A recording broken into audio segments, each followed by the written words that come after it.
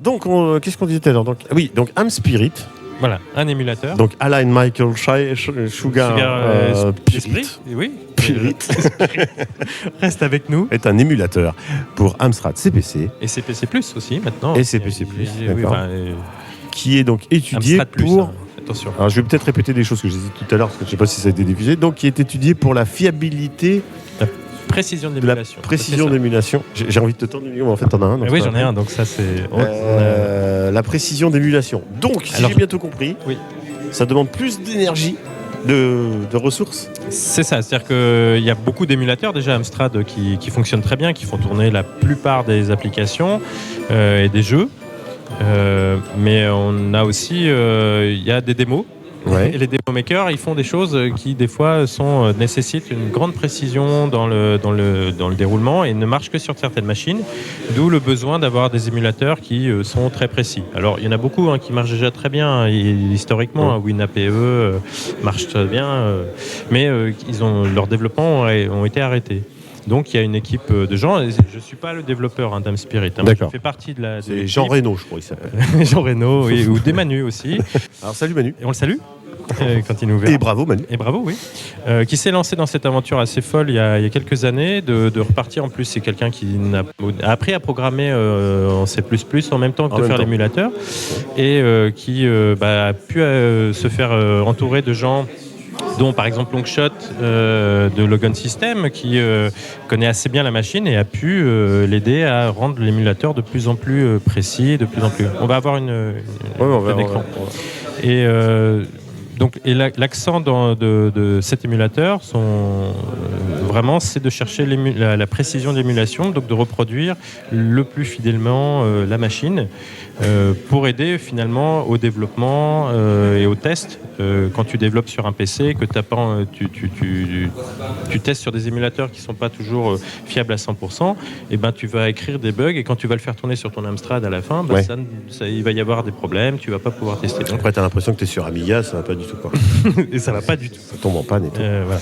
Donc, et évidemment, ça aussi, il y a un revers de la médaille, c'est que pour avoir une plus grande précision, ça nécessite une machine assez puissante. Donc il faut des PC modernes d'aujourd'hui, au moins un Core i5 et un Core i7. C'est pas non plus des machines avec une puissance incroyable. Un Cray One. Un Cray One, voilà. Ça nécessite un peu de puissance, mais c'est nécessaire parce qu'on est obligé d'émuler le circuit de façon très fine. Par exemple, la plupart des émulateurs travaillent ce qu'on appelle au NOP près, à la microseconde près. Et Amspirit, il est obligé de travailler au 16e de NOP. Et donc, il est obligé d'émuler le Z80, par exemple, beaucoup plus vite. Bon, ça, c'est pour la partie technique. Et là, ce qu'on va regarder, ce qu'on a en image de fond, c'est Amspirit, donc, qui est fait pour Windows. Il y a une version Linux dont je suis responsable, donc, voilà. qui n'est toujours pas sortie parce qu'elle est toujours sortie. C'est les quêtes annexes de la vie.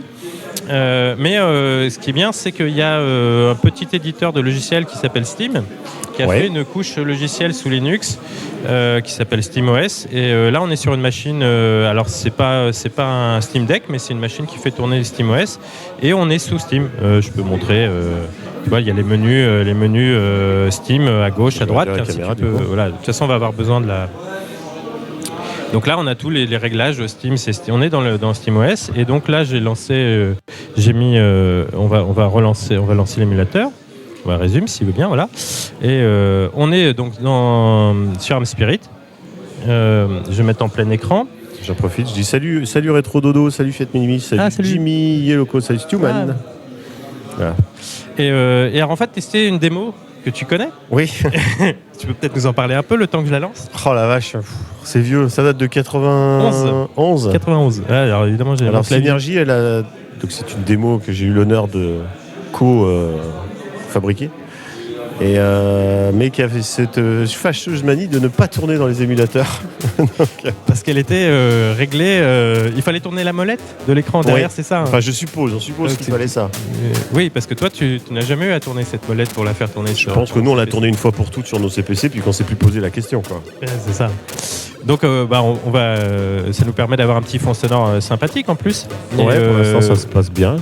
J'entends le retour. Normalement, il faudra me dire si le son du CPC est trop fort, je pourrais baisser un peu.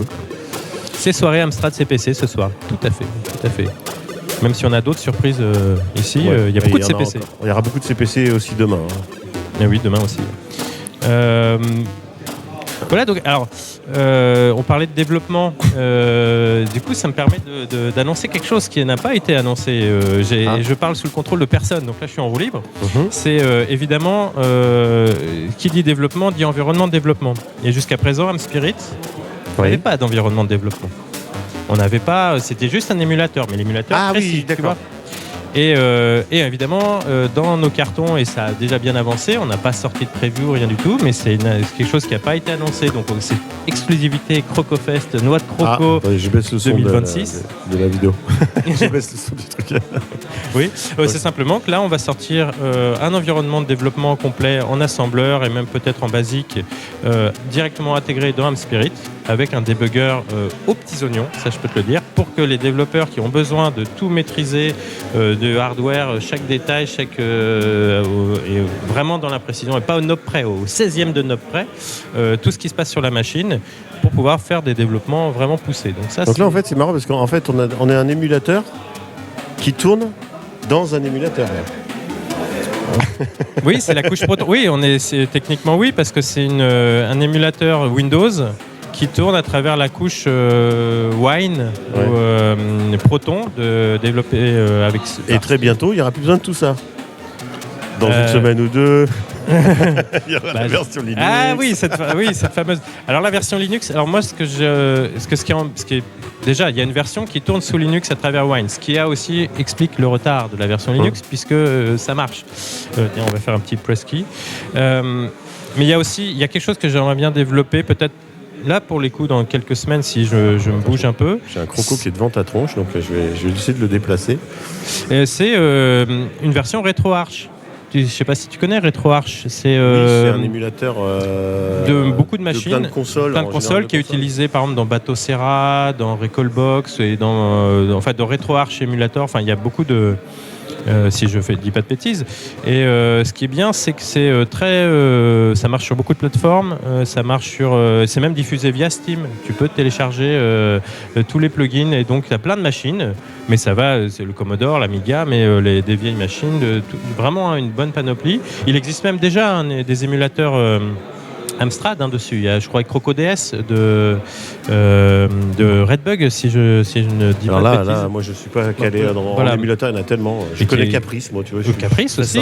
Peut-être qu'il y a une version Caprice, mais il y a un ou deux émulateurs Amstrad, et donc nous, on voudrait ajouter une version peut-être pour RetroArch qui se permettrait de le rendre accessible à travers Recalbox, à travers d'autres distributions. Donc ça, c'est ce qu'il y a dans les cartons. Après, voilà, on prend le temps de faire les choses bien, mais en tout cas c'est un peu orienté développeur, démocène, etc., mais aussi pour faire tourner toutes les démos, des trucs importants. Airwolf, oui, avec tous ces bugs. Alors c'est ça qui est intéressant, c'est qu'on reproduit très bien les bugs et les glitches originaux. Impeccable. Ah, ça c'est impeccable. Alors pour cette démo là, normalement il y a un scrolling en raster. Par devant, il y a un scrolling hardware, bitmap, hardware, oui. Et en plus, vous avez fait passer des bitmaps dans l'autre sens. Oui. Mais alors, est-ce que tu peux nous expliquer le détail technique de cette Non, je ne sais plus, c'est trop vieux. Ah, c'est mon pseudo, Duffy. Ah, Duffy, oui. Non, mais voilà, et donc cette démo, en général, les émulateurs se sont améliorés, mais en général, l'image sautait en permanence. Eh oui. Ça décrochait tout le temps. En fait. Est-ce que vous n'aviez pas fait une longueur de frame exactement qui respectait les 50 Hz? Oh. Ah oui, c'est qu'il y a des moments où vous faites un scroll hardware dans un sens avec le texte, et puis vous faites un scroll hardware dans l'autre sens. En fait, le scroll hardware, il n'y a aucune difficulté à changer son côté. Non. C'est juste que comme il y a un scroll texte en raster derrière, oui. Ça donne l'impression qu'il y a deux plans, mais c'est bien fichu.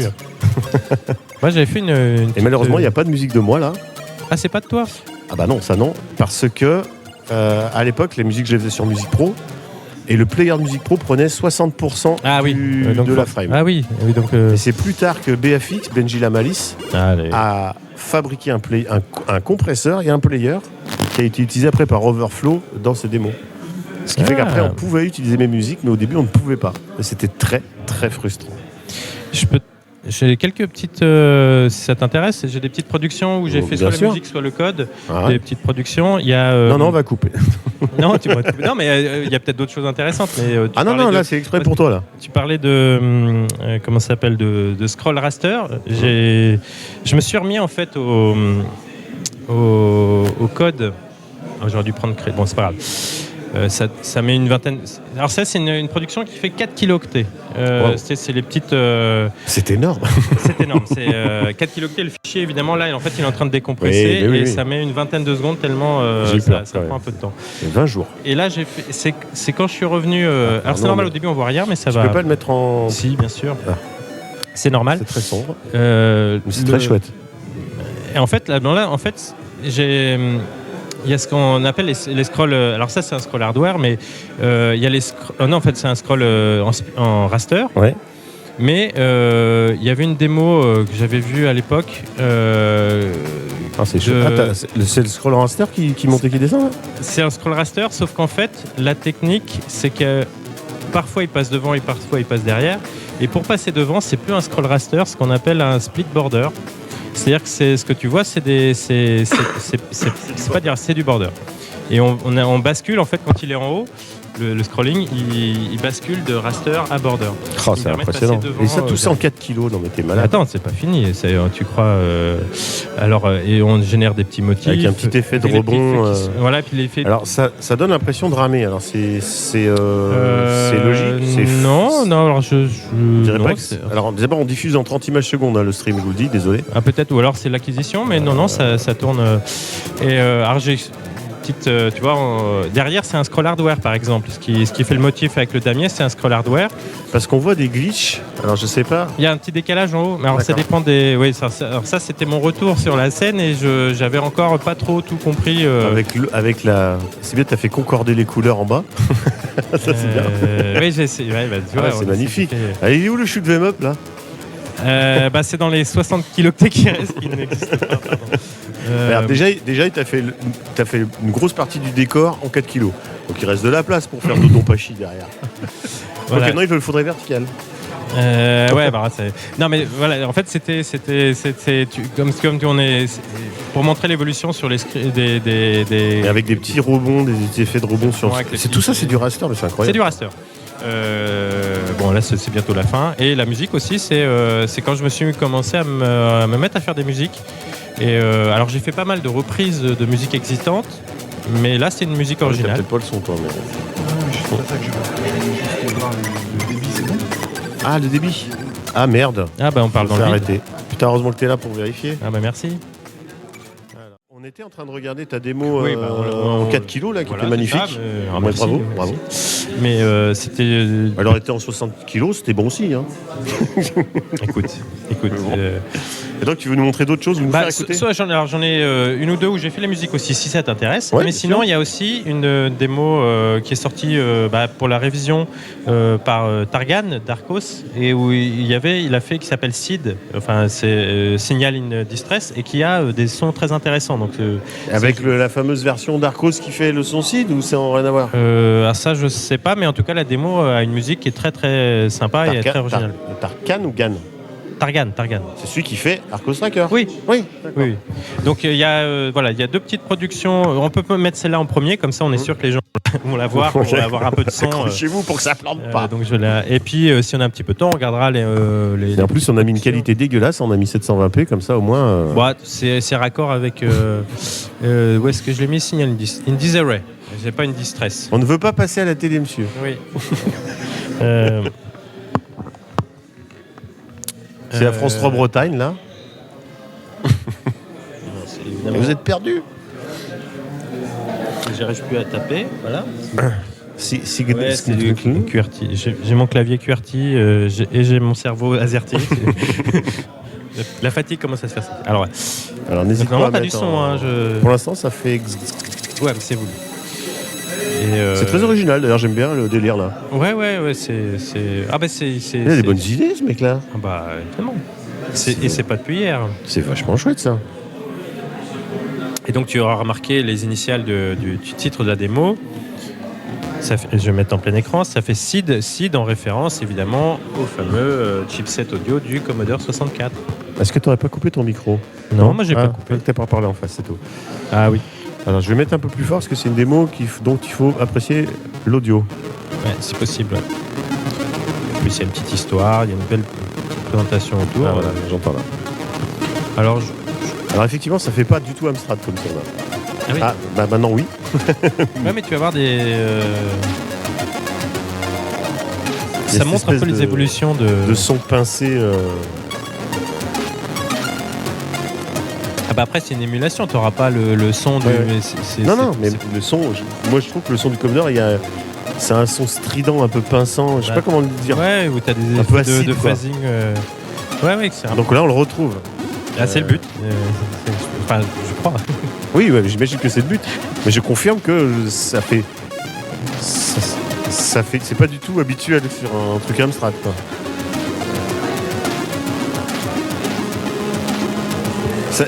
C'est tellement typé que j'ai l'impression de voir une démo Atari, tu vois, un truc, le son me perturbe en fait. Ouais, il y a quelque chose de. Là, c'est intéressant, ça s'appelle un stream react. Ouais, tu voilà. vois en train de réagir. Moi, j'ai pas le son, donc j'imagine. Oui, bah oui. Mais c'est voilà, c'est un petit stream react. Alors, voilà, je te dis, voilà, vos sensations. On dirait, enfin, comme quoi le son c'est toujours 50% du truc. C'est que là, ça donne vraiment l'impression de pas être devant un CPC, quoi. Ce qui est totalement faux. Et là, forcément, au niveau des effets, il est obligé de ruser pour. Il peut pas faire des effets. Il fait des effets plein écran, mais ce sont des rasters un petit peu tramés. Ouais, en fait, parce qu'il mélange je suppose, parce que je suis pas allé voir le code, mais c'est qu'il doit passer beaucoup de temps à envoyer des commandes vers le processeur audio. Donc, il fait des rasters horizontaux parce que. Il se fait chier, quoi. Voilà, il a réussi à masquer un peu, à planquer le. Ouais, non, t'entendras rien. Ah, oui. Ça a coupé, c'est moi. Non, c'est pas moi. Je bouge le casque, maintenant ça saute. On est en vert. Putain, on est retombé. On est retombé. Voilà, signal in disarray. Voilà. Donc, voilà. Oui, parce qu'on a. On va attendre. Ah, c'est revenu. C'est revenu. Ah, peut-être que. Alors, j'espère que vous ne nous avez pas perdu trop longtemps parce que le réseau, il va et il vient. Donc, je sais pas ce que ça donne. Le réseau. Je vais envoyer un petit message à la chatroom, vérifier qu'on est bien toujours là. Paf. Bon, apparemment, on est toujours là. Bon, c'est pour. Ou alors, c'est que le site, ça passe pas en stream. Je peux enlever le casque, du coup, là. Ouais, mais je vais remettre. Qu'est-ce que. Pour la suite, c'est. Il y a une petite démo où j'ai fait la musique. Là, t'es hors cadre. Ou alors. Oui, pardon.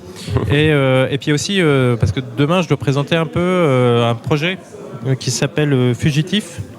Oui. Je t'en ai un peu parlé, c'est un jeu qui est sorti, dans les années 90 chez Lancor, et l'auteur est en train de faire un remake, et il y a une première démo qui va être diffusée à partir de demain et que je vais présenter dans les détails, et je peux montrer quelques écrans aussi, ça peut être un peu pour sortir.